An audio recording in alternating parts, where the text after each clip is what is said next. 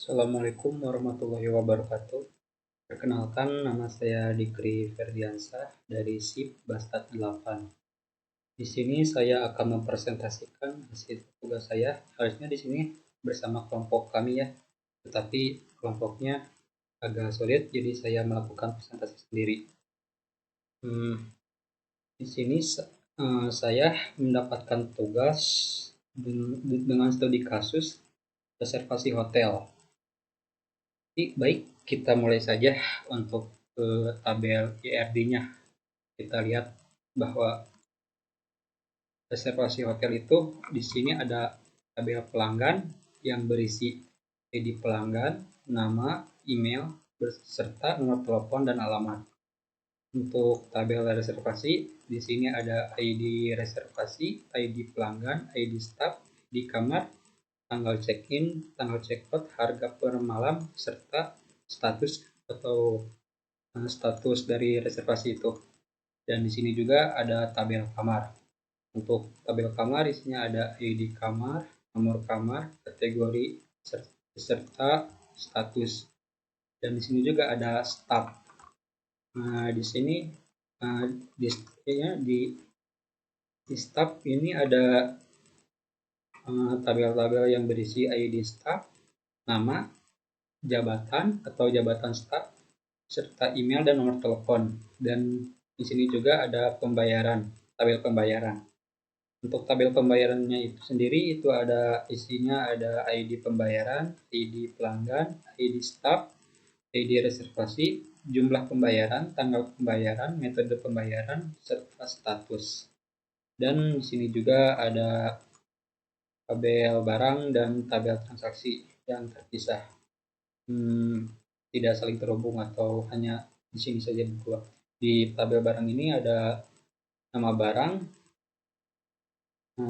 ID serial, ID serial, nama barang, stok, dan stok. Untuk transaksinya itu ada ID transaksi, ID barang, beserta jumlah kita atau jumlah ya. Untuk hubungan antara relasinya, bisa kita lihat hubungan antara tabel pelanggan dan reservasi itu yaitu one to many. Satu pelanggan bisa memiliki banyak reservasi kolom di ID pelanggan di setiap tabel reservasi sebagai virgin key yang merujuk pada ID pelanggan di tabel pelanggan. Dan untuk hubungan antara tabel pelanggan dan pembayaran, one to many. Satu pelanggan dapat memiliki banyak pembayaran kolom ID pelanggan di tabel pembayaran sebagai virgin key yang merujuk pada ID pelanggan di tabel pelanggan. Bisa kita lihat ya dari isi tabel sini. Dan untuk hubungan antara tabel staff dan reservasi itu one to many atau satu staff dapat terlibat dalam banyak reservasi kolom ID staff di tabel reservasi sebagai virgin key yang merujuk pada ID staff di tabel staff. Untuk hubungan antara tabel staff dan pembayaran itu one to many. Satu staff bisa menghandle banyak transaksi. Dan untuk hubungan antara transaksi untuk kolom ID kolom ID staff di tabel pembayaran sebagai virgin key yang merujuk pada ID staff di tabel staff. Dan untuk hubungan antara tabel kamar dan reservasi itu one to many. Satu kamar bisa dipesan atau direservasi lebih dari satu kali oleh pelanggan yang berbeda pada waktu yang berbeda. Kolom ID kamar ini di tabel reservasinya sebagai virgin key yang merujuk pada ID kamar di tabel kamar. Dan untuk hubungan antara tabel barang dan transaksi itu one to many. Satu barang dapat terlibat dalam banyak transaksi. Kolom ID barang di tabel transaksi sebagai virgin key yang merujuk pada ID barang di tabel barang. Hubungan antara tabel reservasi dan pembayaran itu one to many. Satu reservasi biasa memiliki beberapa pembayaran terkait seperti pembayaran uang muka, pembayaran penuh, kolom ID dan kolom ID reservasi juga di tabel pembayaran sebagai virgin key yang merujuk pada ID reservasi di tabel reservasi. Untuk relasi antar tabel pelanggan dengan reservasi dan pembayaran melalui ID pelanggan bisa kita lihat di gambar sebelahnya, dan staff dengan reservasi dan pembayaran melalui ID staff, kamar dan reservasi melalui ID kamar, barang dengan transaksi melalui ID barang, reservasi dengan pembayaran melalui ID transaksi. Oke, kita lanjut saja ke SQL-nya. Di sini saya sudah buat untuk SQL-nya. Oke, kita import saja ya. Pertama-tama berarti saya akan menetapkan ini, di tabel pelanggan. Oke, kita bisa lihat sukses ya. Kita lihat. Nah, nice. Di sini kita insert dulu ya.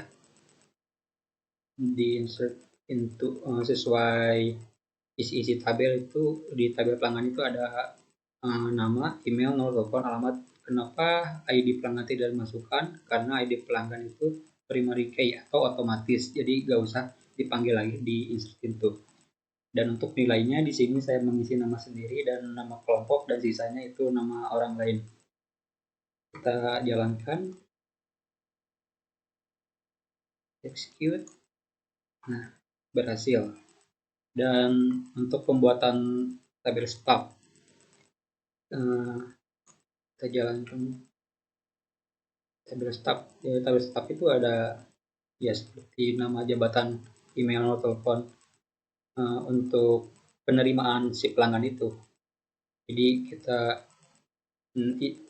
membuat tabel staff itu supaya ada pembayaran atau penyewaan melalui si staff ini gitu. Oke, kita jalankan dan berhasil. Untuk pemanggilannya di sini saya mengisi bebas saja nama-namanya. Kita insert. Oke, berhasil. Untuk create table kamar. Di sini create table kamar saya tidak terlalu banyak mengisi data, paling ada ID kamar, nomor kamar, serta kategori dan status. Oke, kita jalankan. Execute atau F5, berhasil. Dan untuk isian datanya, saya mengisi dengan ada nomor kategori kamar itu ada deluxe, premium, suite, dan standar. Oke, berhasil. Dan untuk reservasinya, sini ada kenapa di reservasi itu banyak ID ditambahkan, karena si reservasi itu memanggil sebagai hubungan relasi antar tabel, ya, menghubungkan antar tabel dari yang sebelum-sebelumnya untuk dipanggil. Oke, kita jalankan. Nah, data berhasil. Oke, kita panggil dulu data outputnya. Kita bisa lihat.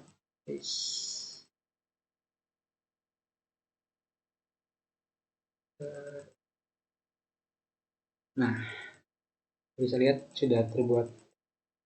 Dan ini ada untuk prosedur. Mungkin saya akan jelaskan sedikit apa itu prosedur. Singkatnya, prosedur adalah suatu set dari pernyataan SQL yang dapat disimpan dan dijalankan ulang untuk melakukan tugas yang spesifik. Prosedur SQL dapat digunakan untuk mengurangi kompleksitas dalam menulis kode SQL. Jadi singkatnya, si prosedur ini mempersingkat dalam penulisan si SQL. Jadi tidak memanggil pemanggilan berulang. Jadi adanya prosedur ini digunakan, diimplementasikannya seperti ini. Tidak ada pemanggilan ulang, jadi lebih praktis. Oke, kita jalankan dari create seperti sampai end ya. Nah, oke, kita F5. Oke, berhasil. Dan untuk pemanggilan filenya kita isi, kita panggil, dijalankan. Oke, kita lanjut. Kita eksekusi tabel pembayaran.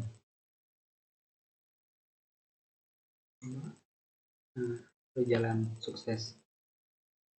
Dan ada create pembayaran menggunakan prosedur.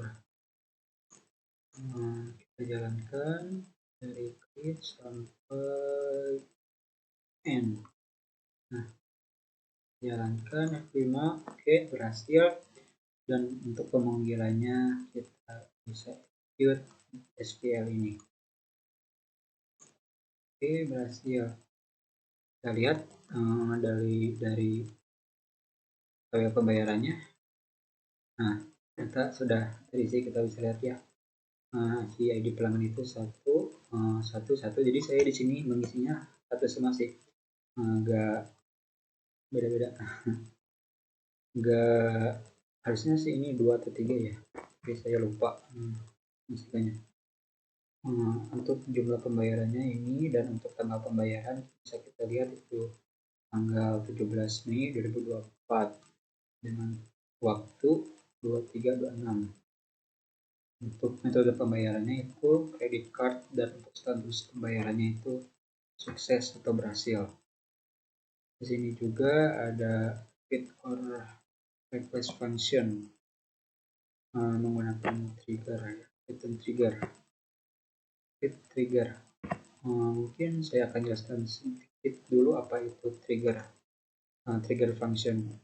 Jadi trigger function adalah suatu prosedur yang dijalankan secara otomatis ketika terjadi perubahan data pada satu tabel, jika dapat diaktifkan dengan menggunakan event seperti insert update atau delete, dan dapat digunakan untuk mengatur berbagai kebijakan seperti memantau integritas data, mengatur log, atau mengirimkan notifikasi.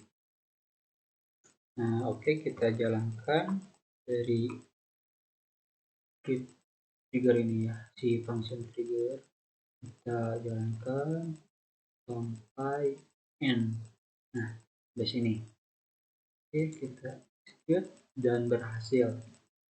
Dan untuk memunculkan si data yang sudah tadi diinput, kita bisa lihat untuk view status pembayaran yang tadi sudah diinputkan. Nah, kita lihat ya.